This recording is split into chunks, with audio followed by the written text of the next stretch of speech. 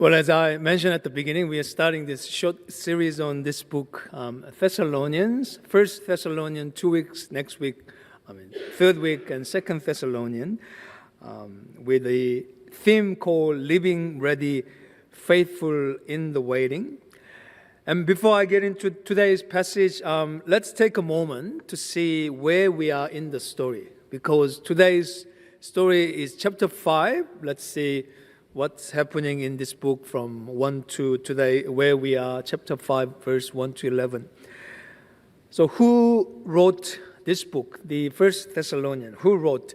Apostle Paul wrote this book, First Thessalonians, likely around AD 50 or 51, making this book one of the earliest, if not the earliest letters he has written, and one of the earliest in the New Testament, of course.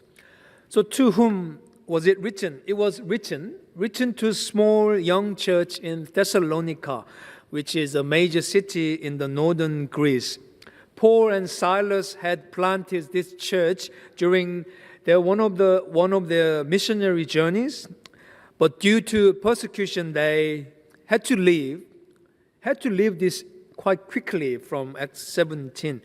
And even though their time was rather short, Paul and Silas, particularly Paul, had deep love, deep concern for these believers, new followers. Why did Paul write this letter? Paul was writing after hearing report from Timothy, who had visited Thessalonian church after him. What news is he bringing? It was good news. This church was standing strong in their faith despite opposition. So this letter, this epistle, is his way of reconnecting, thanking them, encouraging them, and reminding them how to live as follow Jesus in uncertain time. And how this book structured. First three chapters 1 to 3, Paul celebrating their faith, love, and hope. Doesn't it sound familiar? Faith, love, and hope. He expresses his gratitude and affection, reminding them, following Jesus even when it is hard, when it is challenging, it is worth it. And then next part, 4 to 5, Paul gives more practical instruction, such as how to live holy lives, verses 3 to 8, and chapter 4, how to love others, how to work diligently. And he also comforts them about death and reassuring them that Jesus is coming back, which is right before today's reading. And whole of this book is framed with prayer. There's a prayer, chapter 1, chapter 3, and 5, grounded in the gospel, delivering the message that Jesus is King. He is coming again. Until then, we are called to live with holiness, love, and enduring hope. So with all that in your mind, with Paul's heart for this young church, and his calling for them to live with hope and holiness, we now come to this final chapter of the book, chapter 5. And Paul starts with gentle reminder. He's not introducing something brand new. He is circling back to what they have already been taught. It is like he is saying, well, you already know this, but let me remind you one more time because it is important. And what does he remind them of? That he is saying Jesus will return. He will come suddenly like a thief in the night. And that is where we begin this morning. And Paul kicks off this chapter 5 like a good pastor, good minister, saying, now concerning the times and seasons, brothers and sisters, you have no need to have anything written to you. In other words, this is not new to you. I'm just reminding you. That's a big part of Paul's ministry. He's helping people hold on more firmly to what they already believe. Well, truth gives us confidence. Truth keeps us steady. Then he says something that really grabs our attention. For you yourselves know very well that the day of the Lord will come like a thief in the night. And it's the same image used in the Matthew 24. In other words, don't expect countdown. Jesus will return when we least expect it. And Paul contrasts this with popular slogan back then, peace and security, in verse 3. Peace and security. That was Rome's promise, the promise from the governing people. But it was not a real peace. It was enforced by the power. And Paul is giving warning that those who place their hope in this kind of peace will be taken by surprise. Sudden destruction will come like a labor pains that cannot be stopped. And here is a hope. And there is a hope. He's saying, but you, beloved, are not in darkness, for you are all the children of light and the children of the day. We as believers, we are not in dark. We know the story. We know who Jesus is. We know what He has promised. His return is not a threat. It is rather fulfillment of everything we have hoped for. So what do we do? So what do we do while we wait for? Paul says this morning, so then let us keep awake, be sober. But now, sleep or drunkenness. Sleep and drunkenness are metaphors here. He is talking about being spiritually distracted. He is talking about spiritually distant. Paul is saying, do not drift. Don't drift. Don't be tricked into thinking the world is all that matters.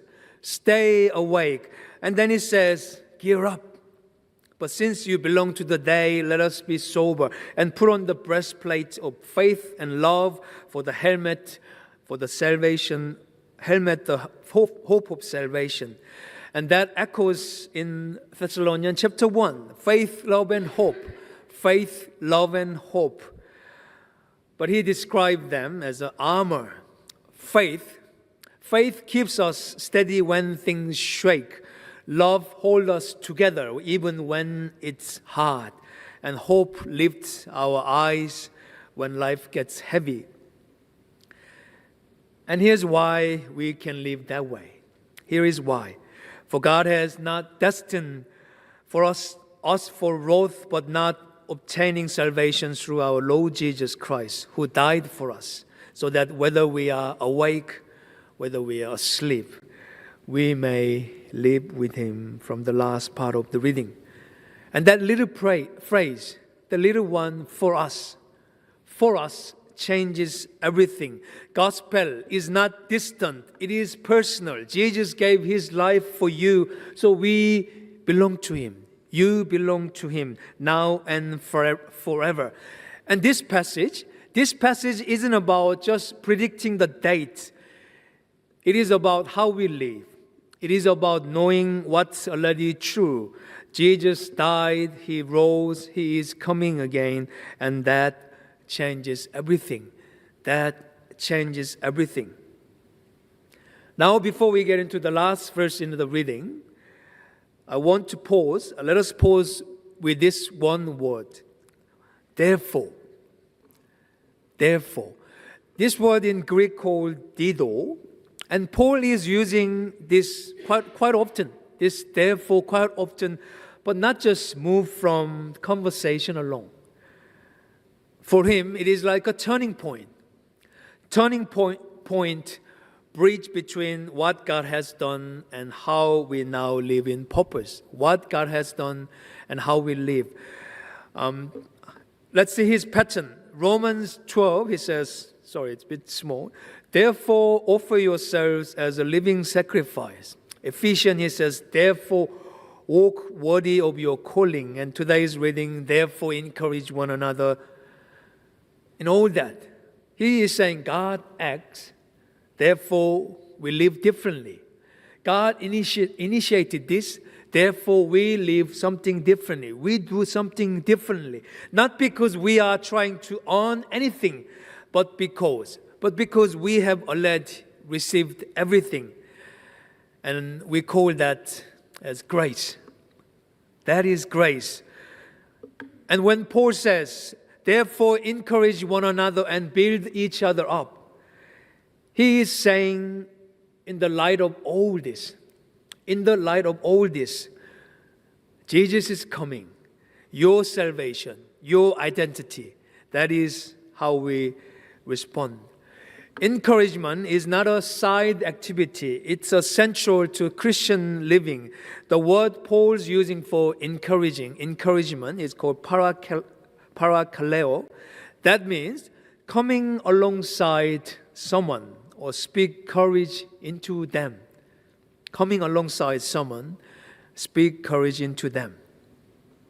It is about being present.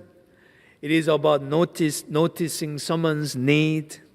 It is about offering strength that when they are low. As the saying goes, you are the average of 5 people you associate with the most and the books you read. You are the average of 5 people and the 5 books. In the book called Power of the Other by Henry Cloud, he writes in this book about deep impact of relationship on our growth and character. Importance of relationship. And he's saying, no one is truly made. No one is truly, self-made. No one is truly self-made. We are shaped often more than we know by those closest to us. So people who are closest to you, they are shaping you, they are influencing you a lot. He then writes that, ask many people about their greatest accomplishment and challenges overcome, and you will find one thing in common. One thing in common, that there was someone on the other hand who made it possible. All those great leaders, they all have great mentor, a great supporter who are working with them. Your best and your worst seasons in life, they were not just about the circumstances. They were about who walked with you.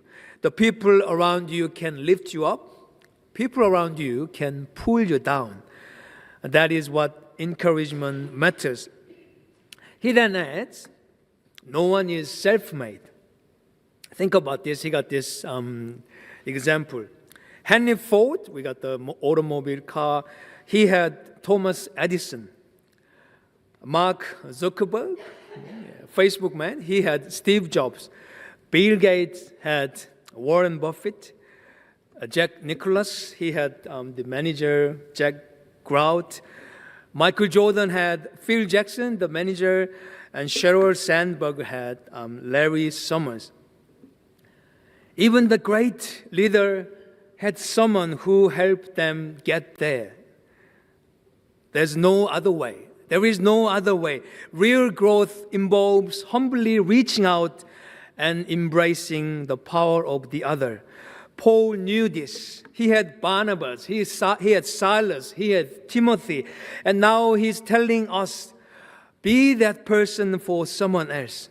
Be that person for someone else. Be the one who helps someone stand when they are all about to fall. And encouragement can look like simple things like this. It can be a simple text message, coffee and prayer for your friend, showing up when it is convenient, and you can say, I see you. You are not alone. And we see that from the Barnabas, his name literally means son of encouragement. Barnabas was backing up Paul when no one else would. He stood by John Mark when Paul wouldn't. He was generous, he was faithful, and because of that, church was stronger. And even more so, we see this in Jesus as well. To the woman at the well, he was offering the living water in John. To the tax collector, he was offering the new beginning. To the sinful woman, Jesus said, go in peace. Jesus never discouraged. He never shamed. He lifted people up and he gave them dignity. While I was having holiday in Korea, there was an old friend. I was hoping to catch this old friend I haven't seen for years. We used to stay connected through the Facebook, but he had disappeared. He had disappeared from the social media for about 6-7 years, and I just couldn't find the way to reach out before we left. And just 3 days before we flew back, I happened to find his old phone number. And I called him. It was actually like 11 p.m., late night, but I had to call him just to see this is the right number. And it was him. And next day, actually, he drove over more than an hour, just pouring rain. It was one of the monsoon raining season just to see me. Well, it was so good to see him, but also it was heartbreaking. Over the past several years, life has been really hard for him. His dad, actually, his family is quite wealthy. His dad, he was running the business, and he invested in a major construction project, and Dad was using my friend's name because he had another business. He was his business, but the project collapsed partly because of the COVID, and he has been through a lot of legal battles and struggled with anxiety issues and so on. And that was why he was stepped away from social media and many relationships. And after I came back home, and I just sent a simple message, telling him that I am praying for you, even though I haven't met you, more than 10 years. He really needed encouragement. And it reminded us that there are people all around us, like my friend, who are carrying heavy burdens silently. And they need somebody. They need someone to notice. And they need someone speak hope into their lives. Encouragement is contagious. When we receive it, we want to give it. It creates a ripple. And just imagine the church, us, where encouragement is normal. People feel seen. No one walks alone. Grace is a tone of every conversation. And that is the kind of church Paul was dreaming of. That is kind of people that Jesus us to be shaped. So let me leave you with these two questions. Who could you encourage today? What simple word and action might lift someone up this week? Who can you encourage today? What simple gesture and kindness that might lift someone up this week? Encouragement is how we live the gospel out, how we put the message into action. So let's be that kind of church together. Let us be those kind of people. Let us encourage one another. Let us build each other up. Amen.